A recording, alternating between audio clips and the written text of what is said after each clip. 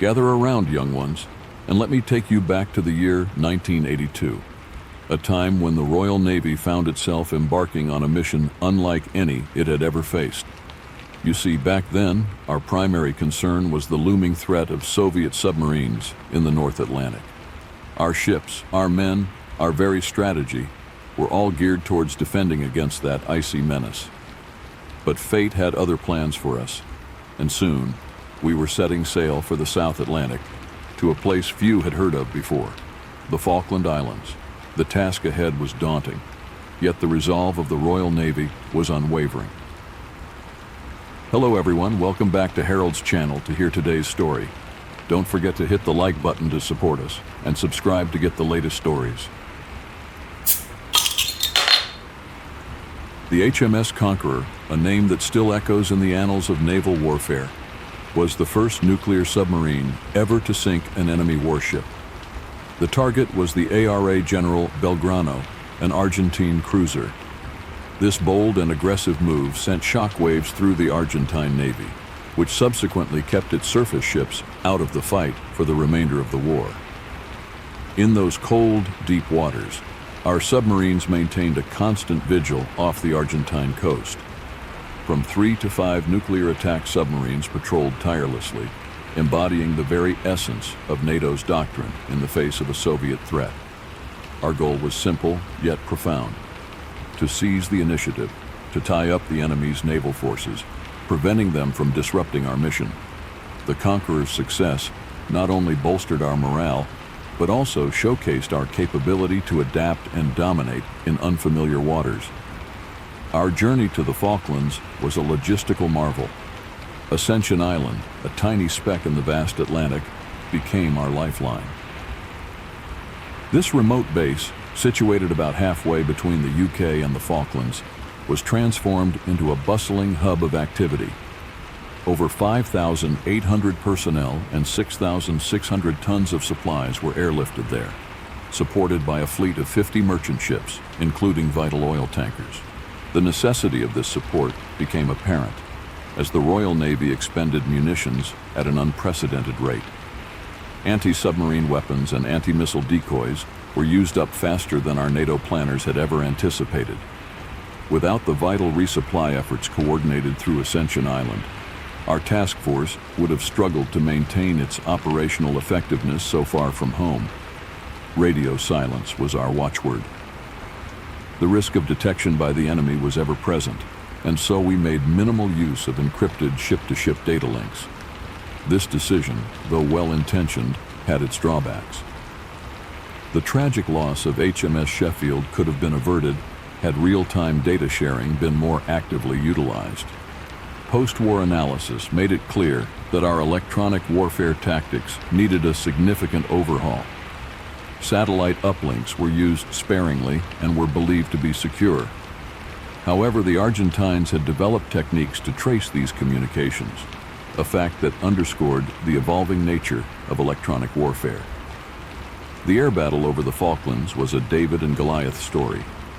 The Argentines deployed around 150 combat aircraft, including Skyhawks, Daggers, and the formidable Super Attenders. In contrast, our task force had just 38 Harriers to counter this aerial threat. The Sea Harriers, with their unique vertical takeoff and landing capabilities, provided crucial air cover, but were limited by their range and numbers. We couldn't maintain constant air patrols, and when the Harriers were not in the sky, our fleet relied heavily on surface-to-air missile defenses. The submarines off the Argentine coast played a vital role in early warning, but even their vigilance couldn't prevent all enemy strikes.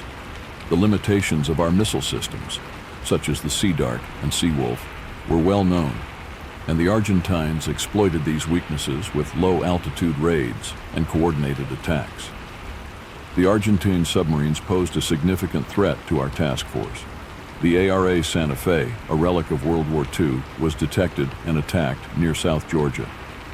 Despite her age, she managed to land Marines before being severely damaged and ultimately abandoned by her crew. The ARA San Luis, however, was a different beast. A modern diesel-electric submarine, she was a silent predator in the deep. Our anti-submarine defenses were put to the test, with frigates and Sea King helicopters deploying sonar and depth charges in a high-stakes game of cat and mouse. Despite her best efforts, the San Luis was unable to score a hit, but her mere presence caused us considerable anxiety and forced us to remain ever vigilant. The night of the landing at San Carlos Bay was a defining moment. Under the cover of darkness, 16 landing craft carried our troops ashore, achieving surprise and catching the Argentines off guard. As dawn broke, helicopters began ferrying additional forces, while a formidable array of 14 warships provided naval gunfire support. The subsequent days were fraught with danger. The Argentine Air Force, now aware of our positions, launched relentless attacks. We deployed our carriers as far east as possible to stretch the enemy's range, while Rapier anti-air missile batteries were positioned around the landing zones. Despite these precautions, the period from May 21st to May 25th saw the heaviest losses for our task force, a stark reminder of the perilous nature of amphibious operations. The Falklands War was a crucible of lessons for the Royal Navy. The introduction of airborne early warning systems in helicopters, improved real-time data sharing, and the adoption of the American Phalanx close-in weapons system for missile defense were direct results of our experiences. The war underscored the importance of flexibility, adaptability, and the constant evolution of tactics and technology.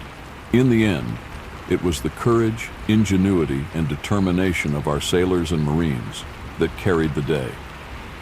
We faced a formidable foe in a remote and hostile environment, yet we prevailed. The legacy of those who served in the Falklands continues to inspire and guide the Royal Navy to this day. And so, as we remember those days of trial and triumph, we honor the spirit of those who fought and those who fell, ensuring that their sacrifice was not in vain. The Falklands War may be a chapter in history, but its lessons remain ever relevant.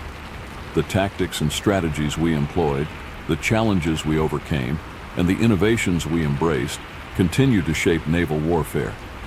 As I sit here, recounting these tales, I am filled with pride and respect for my comrades who stood steadfast in the face of adversity. The Royal Navy's ability to adapt and prevail in such an extraordinary conflict is a testament to our enduring legacy of excellence and resilience. Now let's dive deeper into the specifics of our tactics and the harrowing experiences we endured during the Falklands War.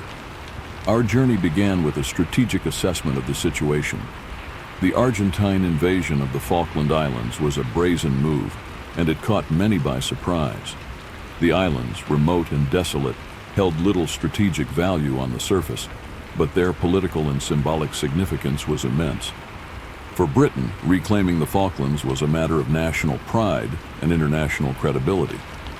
The composition of our task force was a critical aspect of our strategy. We assembled a formidable fleet, including aircraft carriers, destroyers, frigates, and submarines. The flagship, HMS Hermes, along with HMS Invincible, formed the core of our air power. These carriers were equipped with Sea Harriers, which played a crucial role in providing air cover and striking enemy positions. Intelligence gathering and reconnaissance were paramount. We relied on satellite imagery, signals intelligence, and reports from allied nations to monitor Argentine movements.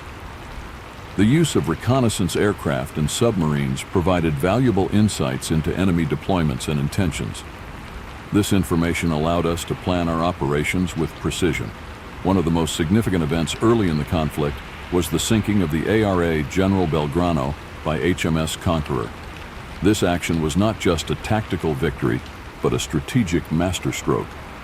The sinking of the Belgrano effectively neutralized the Argentine Navy's surface fleet, forcing them to adopt a defensive posture for the rest of the war. This allowed us to focus on other critical aspects of the campaign without the constant threat of naval engagement. The logistical challenge of sustaining a task force halfway around the world cannot be overstated. Ascension Island, our midway point, became a crucial supply hub. We established an air bridge, ferrying personnel, equipment, and supplies to this remote outpost. The sheer scale of this operation was staggering. involving thousands of tons of material and dozens of ships. Electronic warfare was a double-edged sword during the Falklands War.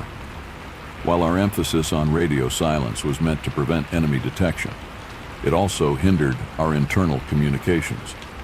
The tragic loss of HMS Sheffield highlighted the dangers of this approach. Argentine aircraft detected Sheffield and launched an Exocet missile that struck the ship, causing severe damage and loss of life. Post-war analysis underscored the need for better real-time communication and data sharing to prevent such incidents. The Sea Harriers were the linchpin of our air defense strategy. These versatile aircraft, with their ability to operate from short runways and carriers, provided essential air cover for our fleet. Their vertical takeoff and landing capability allowed them to be deployed rapidly, responding to threats with agility. Despite their effectiveness, the limited number of Harriers posed a significant challenge. We had to manage them carefully, ensuring they were available when needed most. The Harriers conducted numerous sorties, engaging Argentine aircraft and providing close air support for ground troops.